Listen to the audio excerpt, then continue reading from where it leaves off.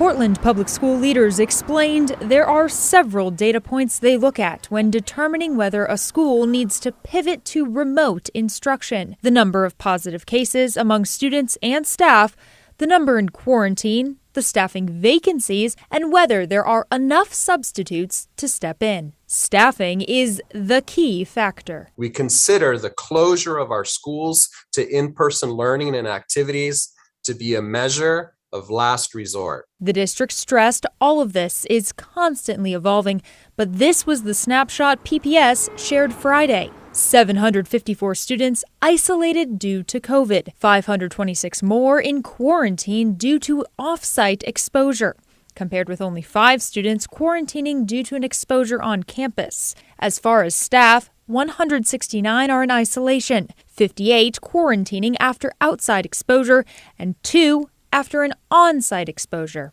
More than 400 subs were requested district-wide, but only 60% of those requests were filled. I don't think anybody in the broader community is going to be surprised that unless the conditions improve and we can guarantee consistency of staffing, that there may be additional school communities where we need to transition temporarily to distance learning. That's not only the case for PPS. State leaders say they're bracing for staffing challenges everywhere and the likelihood that more schools will go remote. With short notice, families will need to figure out childcare and revisit online classes. Oregon's Department of Education Director Colt Gill explained educators are doing all they can to stay in person. He's urging everyone, not just students or staff, to set aside COVID fatigue and re-emphasize COVID protocols. Even with high community spread, consistently implementing these practices keeps COVID-19 from spreading